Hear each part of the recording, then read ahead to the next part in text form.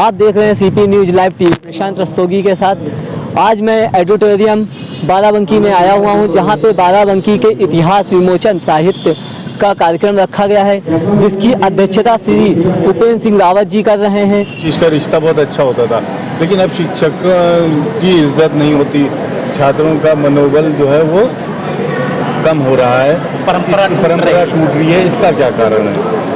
इसको क्या मानते हैं? अब वो स्टूडेंट वैसे नहीं रहे जैसे होते पूरे समाज को इसमें सोचना है। इसमें निश्चित रूप से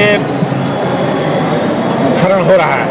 अच्छा, ये विश्वविद्यालय सेमेस्टर परीक्षाएं करा रहे हैं, क्या इस वर्ष कराए? नई शिक्षा नीति उत्तर प्रदेश के विश्वविद्यालयों में लागू हो गया कराया जाए कि तो जो उनका सोच जवाब देना दो बार में सवाल हमारा, क्योंकि परीक्षाएं 2 बार होंगी, सेमेस्टर सिस्टम हो गया, परीक्षाएं 2 बार होंगी, दिसंबर में होगी, दूसरी मई में होगी। तो और नई शिक्षा नीति के तहत पेपर्स प्रश्न पत्र की संख्या भी बढ़ गई है, तो परीक्षाएं 2 बार होगी, तो जो शुल्क लिए जाते थे वो 2 बार लिए जाएंगे। अच्छा, अलग अलग विश्वविद्यालय जो है शासन की मंशा के अनुरूप लैपटॉप टैबलेट भी दे रहे हैं, उनसे डाटा मांगा जा रहा है। अवध विश्वविद्यालय में अभी जो यहाँ विश्वविद्यालय महाविद्यालय है, उनमें ऐसा कोई आदेश नहीं है, उस पर क्या है? अभी कल मीटिंग हुई थी, हमारे कुलसचिव गए थे, उन्होंने अभी आज ही मुझे बताया कि 18 तारीख तक सारे महाविद्यालयों से डेटा मांगा गया है कि उनके यहाँ कितने छात्रों ने प्रवेश पाया है इस सूची से, और उनको फिर 18 के बाद शासन भेजा जाएगा। उसके बाद हर जिले में एक कार्यक्रम होगा, लैपटॉप या टैबलेट है और स्मार्टफोन है। ये कैसी शिकायतें आ रही है समाचार पत्रों में पढ़ने के बाद? नई शिक्षा नीति यह छात्र हित में लाई गई है।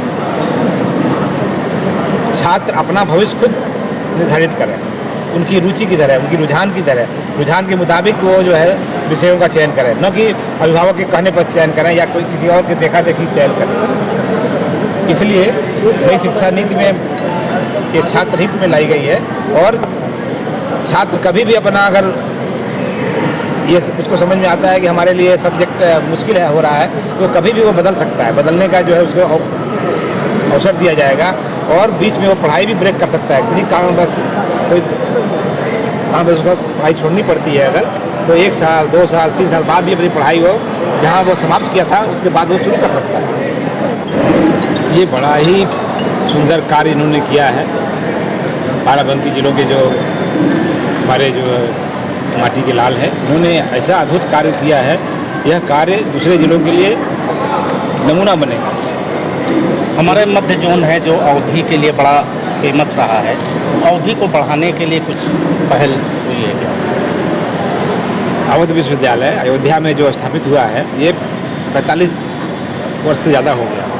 हम यहाँ पर आकर के पहला काम हमने किया कि अवधि में यहाँ पर पीजी डिप्लोमा इन अवधि शुरू किया है। इसी सत्र से छात्रों ने एडमिशन लेना शुरू कर दिया है, शिक्षक भी नियुक्त हो गए हैं, और मुझे बड़ी खुशी हो रही है कि इतना बड़ा महाकाव्य लिखा गया रामायण अवधि में, और आज तक अवधि में कोई कोर्स नहीं शुरू हुआ था। तो हमने ये पहला कदम उठाया कि अवधि में कोर्स शुरू किया है। इसके साथ ही अवधि भोजपुरी सिंधी लैंग्वेज में भी शुरू किया, इंग्लिश हिंदी संस्कृत में शुरू किया है, और European language French German Russian और South East Asian language Korean Chinese और जापानीज में पीजी डिप्लोमा शुरू किया है। अवध क्षेत्र के लोगों को कितना लाभ मिलेगा इससे? बहुत आपको मालूम है कि अयोध्या में जो है भव्य भगवान श्री राम का मंदिर बन रहा है, और इसको देखने के लिए पूरे विश्व से लोग आएंगे। ऐसा अनुमान है कि प्रतिवर्ष 1 करोड़ से लेकर 5 करोड़ लोग आएंगे दर्शन करने के लिए। तो बहुत बड़ा स्कोप है टूरिज्म का, बहुत टूरिस्ट आएंगे, तो उनको गाइड चाहिए, उनको बताने वाला चाहिए। इसलिए अवधी भाषी या विदेशी लोग रहेंगे तो उनकी भाषा में उनको बताने के लिए गाइड चाहिए। तो अब गाइड बनाने का काम अवध विश्वविद्यालय करेगा। हमने प्रशिक्षण भी शुरू कर दिया है 3 हफ्ते का। अभी 50 छात्र जो है प्रशिक्षण ले रहे हैं कि कैसे हम, अगर पर्यटक आएंगे तो उनको कैसे समझाएंगे अयोध्या के बारे में। नाक से रजिस्ट्रेशन की बात हुई थी, कितना कारगर हुए महाविद्यालय विश्वविद्यालयों को नैक से? मेरा उत्तर प्रदेश का यह दूसरा विश्वविद्यालय है जिसने नैक ग्रेडिंग प्राप्त किया है। हमने मार्च 2021 में नेट मूल्यांकन करा लिया है और विश्वविद्यालय को B ग्रेड प्राप्त हुआ है। और कॉलेजेस को जोड़ने के लिए क्या आप पहल करेंगे?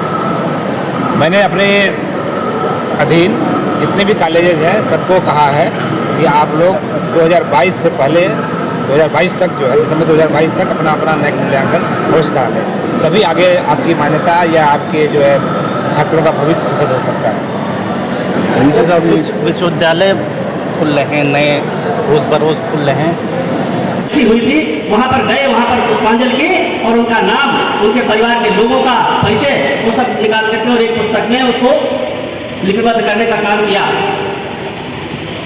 एक ऐसा उनका था बाराबंकी जनपद की धरती पर जिन्होंने साहित्य के क्षेत्र में अप्रतिम योगदान दे करके इस बाराबंकी जनपद की धरती को साहित्य के क्षेत्र में मजबूत करने का काम किया था।